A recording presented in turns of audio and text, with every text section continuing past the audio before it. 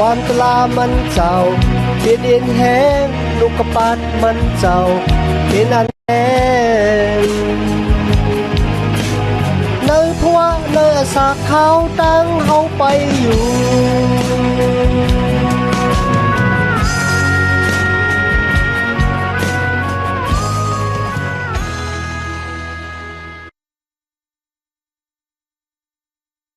เมื่อสงค่า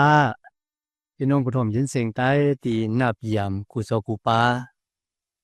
ยามริกลางสายลมอีกป่าดังข่าวโรงแรมเปิ้งไหลมาหบทบหบหญ้าพี่น้องเฮาขากวาดทางวันหนึ่งเขาย้อนหาตังหักแมตตาตังหินสาตังสมเสือมนเปียวตีลูกตีเถาลาพระเป็นซอคำมาแต่อยู่นะจุดอาสาของเฮาขากว่าหังผาหังมันสิกรรมกันเนาะเฮาขาเลยเห็นจำรู้ท่ามาในก็หลายวันแล้วค่ะเดี๋ยวจะเอาขั้นที่หนึ่งโดดถึงขั้นที่สามเนี่ยมันมีตั้งสาวใจมองสายก็ตั้งมุงทามองทาก็พอเปลี่ยนมากำอีกกุ้ยกำมือมาถึงขั้นที่สี่กันนะมันมีสายแรงที่เปิ้งถ่อมมาในจุดอัศของรู้ท่ามันเปลี่ยนเรื่องกันหรอว่าไหนจริงบอกในเหมือนเรื่องว่ารู้ท่าเขาก็อยู่ในใจเขาก็อยู่ในเฮือนของปอจ้ากันนะ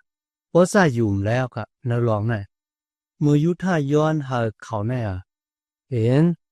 ผู้ที่ถูกเอาก็บอกว่าเขาเป็นพี่น้องที่จำใจกันตั้งน้อมีค่ะกูก็ปอจ้าลัดที่รู้ท่าว่าก็ที่จำใจกันนำเลยสิค่ะยางมีแทงก้อนหนึ่งเลยกันนะ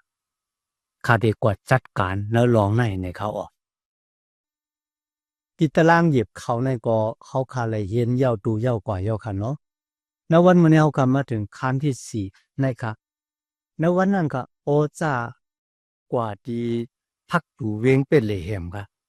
พี่น้องค่ะก็ผู้สังเขากว่าที่พักดูเวงเป็นเลยเหมค่ะเราว่านั่นเองที่พักดูนั่นก็มันเหมือนเรื่องเป็นร่มจีอย่างตะล่าค่ะมันเหมือนกับป่านนี่ก็ที่พักดูเวงนั่นก็แต่มีโกนเขาออกตาเสเลยเสนั่นก็ค่ะแต่มีโกนดังนำที่มาขันสักเสเลยเสนั่นก็ค่ะเพราะว่ามีลองสังเกตว่าโกนหวานโกนเมืองกามีเนี่ยตีเลยห้าผู้กันดังสิ่งดังหมดตีว่าจังไหนก็แล้ววันนั้นค่ะโอซาก่อนนางอยู่ที่หิมประตูเวงเป็ดเลมกันเปิดตัวโกนอยู่เนื้อเข่งนั่นค่ะก็ที่เป็นพี่น้องจำเจอกันน่าเสียเขาแล้วน่ะไปมาเขาก็ลาติก็นั่นว่าไอ้ก็เอ้ยมานั่งที่ในกันได้นะครับเมื่อก็ที่เป็นพี่น้องจำใจกันนำเลยสิเขามานั่งเย้าก็เขาก็ในป้าเย้าก็เขาก็เข้ามือกว่านะวิ่งไปเลยมือป้าผู้ใหญ่ก้นลงมา10ก็ที่เป็นก็ที่อู้เปิงแล้ววิ่งไปเลยเนี่ยมือมาถึงที่แนวก็โอ้จะถามที่พี่น้องจำใจกันด้านน้องมีก็ในว่าเมื่อเร็วเนี่ยน้องมีตีขายตรงให้ตรงหน้าเขาที่เป็นของอภิมเล็กนั่นนะเนี่ยสูเป็นพี่น้องที่จำใจกันหนาเลยสิค่ะแล้วก็ไม่ใช่เหมือนค่าสูตรถูดเอาตรงให้ตรงหน้าของน้องมีสูว่าจังหนังคือเนี่ยพี่น้องก็กลใจก็ในก็ความเหมือนเดียวกันนะค่าที่ถูดเอาตีหน้าของน้องมีเนี่ยครับไว้สินั่นปอจาก็ขึ้นลาแทงว่าก็แทงรอมหนึ่งนะเพราะว่าสูตรถูดเอาตีหน้าของน้องมีว่าไหนจังสูหลูไล่หับเอาแม่ไม้เมืองหมอผ้าที่เป็นรูปปั้นของน้องมีนั่นน่ะมิจิวารุธามาเป็นเมของสูป้าเนี่ยเมื่อลาเจ้าหนังไหนคะนะคนใจก็ในก็ลาดว่าหลายว่าก็เป็นเจ้าไหนได้ไหนคะวางกังเขาอัดเตมีนาหนาเกินเนี่ยหรือเช่นนั้นก็ค่ะโปวาเตหับเอารูท่าที่เป็นแม่ไม้ที่เป็นรูปปั้นของน้องมีเนี่ยมาเป็นเมของดูเจ้าก่อมันบอกว่าอำมวยที่เขาซื้อมานั่นกันนะอำมวยที่เขามีอยู่เนี่ยมันเป็นตั้งอันลุมลาสวยปีมิวน้องของอภิเมเลกนั่นก็เป็นลูกชายของอภิเมเลกลูกชายของน้องมีกันนะชื่อคือของเขาเนี่ยที่หายกว่าเนี่ย เนอขิงในค่ะนะเขาคืนลาตีโปจ้าว่าเขาสูเป็นก็ดีกว่าถูดตางคาราเนี่ยครับปอย่อเขาถอดชับตีนเขาภายหนึ่งว่ายืนบันโปจ้าจนหลังตีพี่น้องกาเลยหันปุ่งหางมันเนอขิงในค่ะอันนี้เป็นติ้งหยับตลาพระเป็นเจ้าตีเล็กเตรียมหมายไว้ว่าปกุลก็นั่นนำเต็มใจที่เด็ดถูดเอาเมของพี่น้องของดูเจ้าเก่าหากุลก็นั่นถอดชับตีนออกโยก็ยืนปั่นกันนะปอย่อนางยิงนั่นเด็ดติดถมน้ำลายเสนาเขานะกุยกะดีในค่ะรู้ท่ามได้อยู่แล้วก็ปอจ้าไรเฮ็ดเจ้าหนังนั้นที่กลใจก็ในค่ะมูปอจ้าห้าบเอาแคปตีนมาเยากันนะมันขึ้นลาตีผู้ใหญ่กุนหลวงสิบก็อีปาดังกุนเมืองนั่งหลายอีแบงล้อมหอบถ่อมตุยเขาอยู่ในกันนะมีไว้ในข้อที่เก่าค่ะนะปอจ้าก็ลาตีกุนนั้นเป็นแก่เป็นหูเจ้านั่น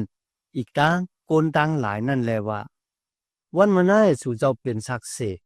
ลองอันเก่าคาเสื้ออกจ่าเอลีมาแลบอกจ่าขี้รันอกจ่ามหาลุนกามีนั่นกันนั้นมือนอมีนั่นหรือสินั่นเกาซื้อเอาลูท่าเมยิงเมียวหมอผ้าเมมหาลุนนั่นเฮ็ดเมเก่าคาเฮเลยเอาอมวยอกจ่าก็อันตายเย่านั่นกันถอกจือเสียงมันหาจือเสียงก็อันตายเย่านั่นอำไรถาดเจกันเนมุกเจอพี่น้องมันอีกตั้ง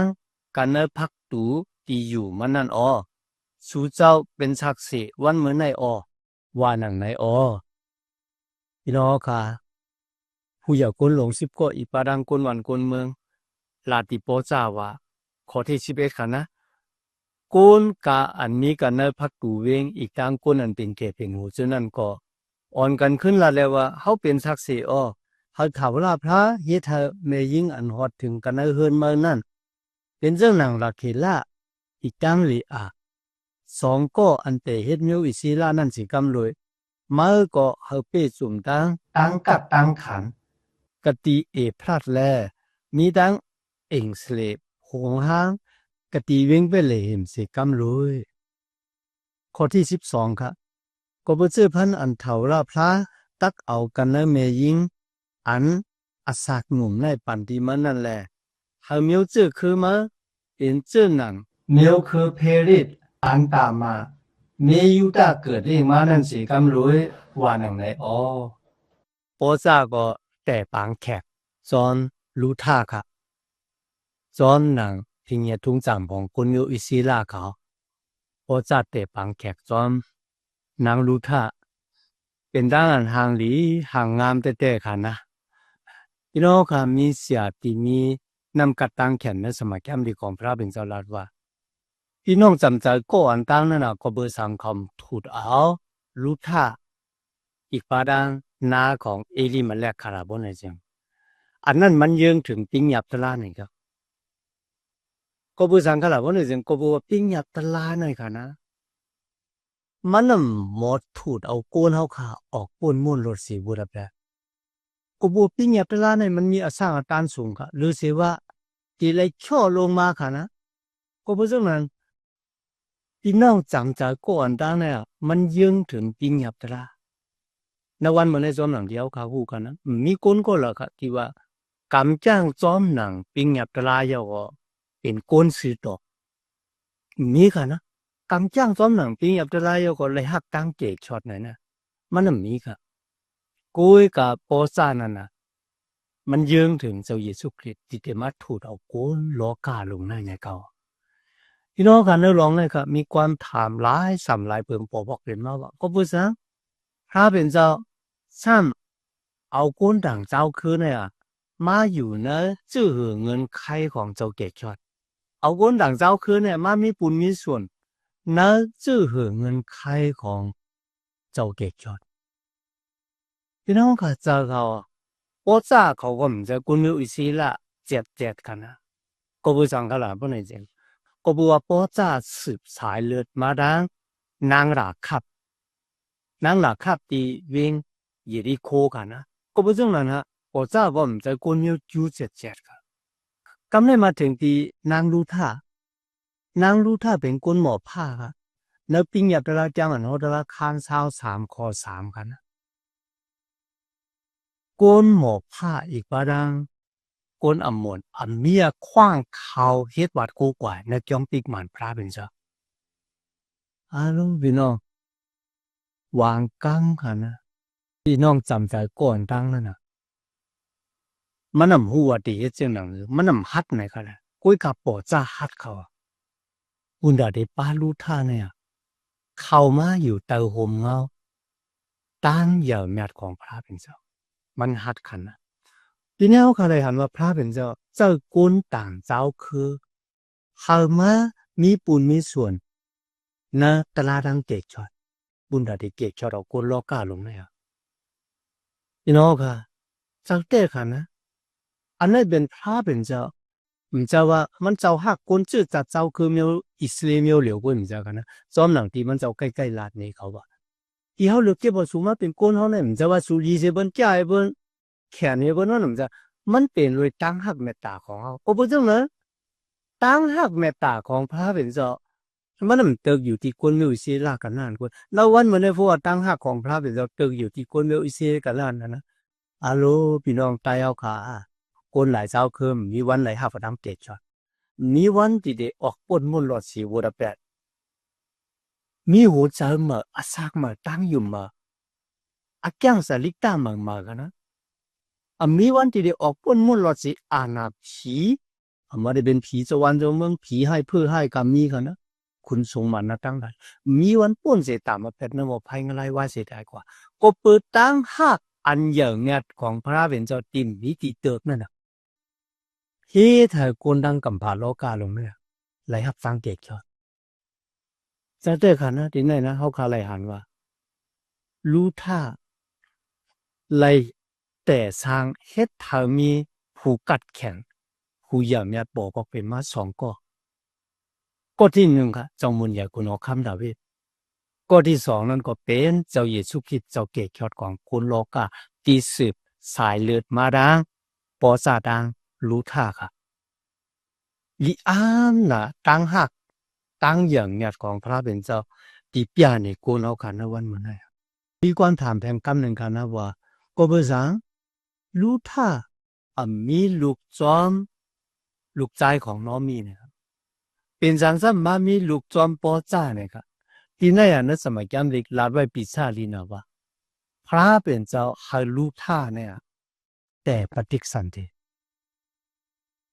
อันนี้มันเป็นแผนการอันใหญ่แม่ของพระเป็นเจ้ามันเป็นอักขิงข้าวยามที่พระเป็นเจ้าเลยมักคานเอาไว้แต่เจ้าข้อที่18กับถึงข้อที่22เนี่ยครับอันนี้เป็น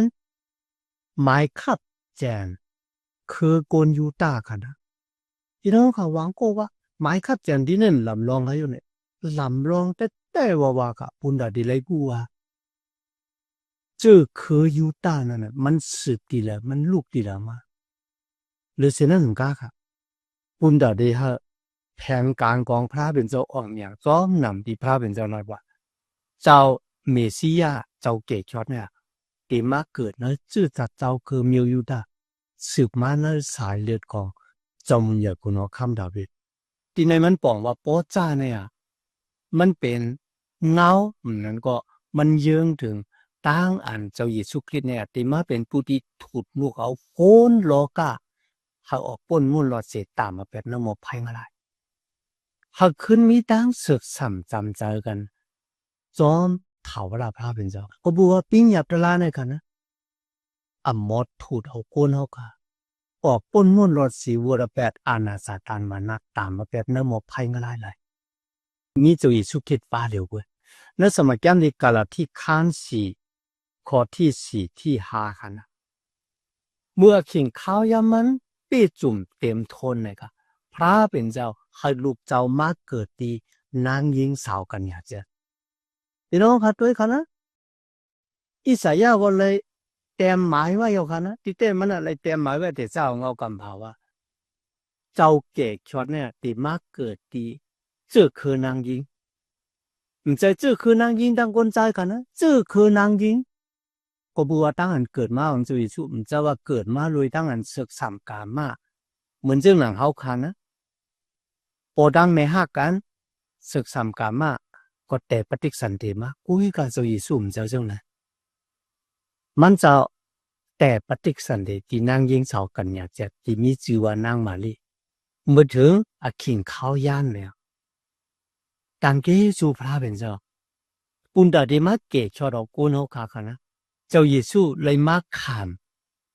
เอาตั้งอันเป็นสภาวะของกูนปุณดาเดทูดเอากูนที่มีบุตรแบบปุณดาเดป่องแจงแรงจะ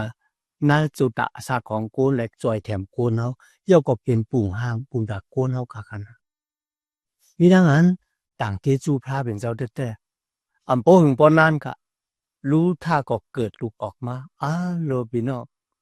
ก้นดังหลายปากันมีดังโจมเสือมนเปียวแต่ก็ว่าตัวนี้น้องมีเลยครับพระเป็นเจ้าหากมาตานี้เนี่ยให้ลูกเป้ามาเนี่ยเกิดลูกมาปุณดาล้วนก็เนี่ยแต่เป้าลองดูลุ่มล้ามาตัวบดเท่าบดตายกันนะเขาต่างจือลูกของรู้ท่าว่าโอปิดครับโอปิดมีติปองว่าผู้หับจะนั่นก็ผู้เฮ็ดวัดกูกวายค่ะนะต่างกี้จูพระเป็นเจ้าแต่จำรู้ท่ากรรมมีดังสิ่งดังหลงเนี่ย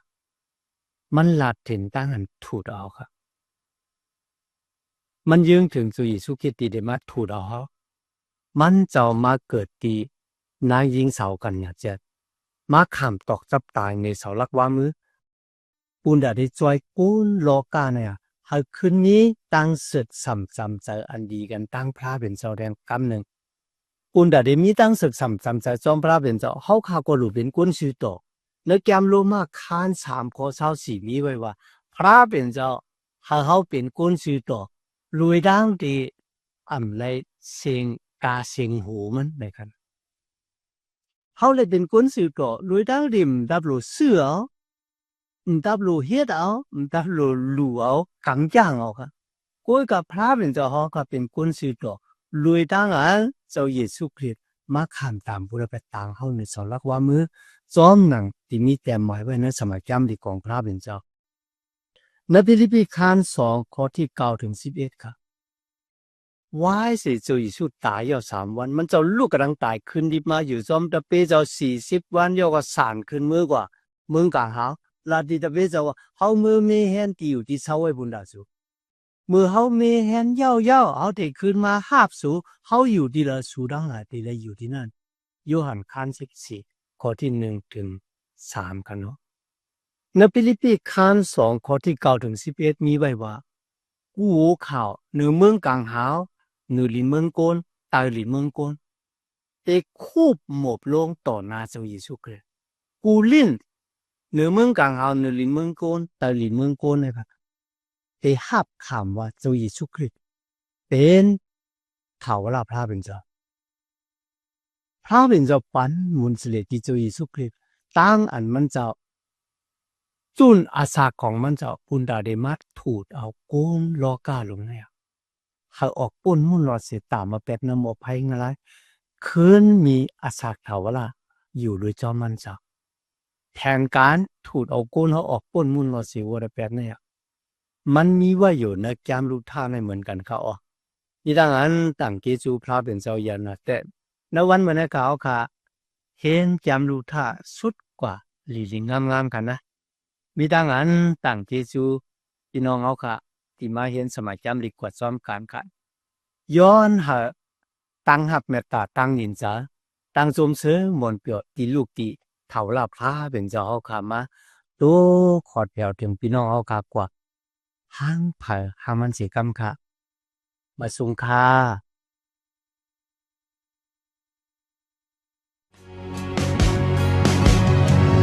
ความตลามันเจ้าเป็นเอ็นแห้งลูกกระปัดมันเจ้าเป็นอันแรงเนื้อพัวเนื้อสากเขาตั้งเขาไปอยู่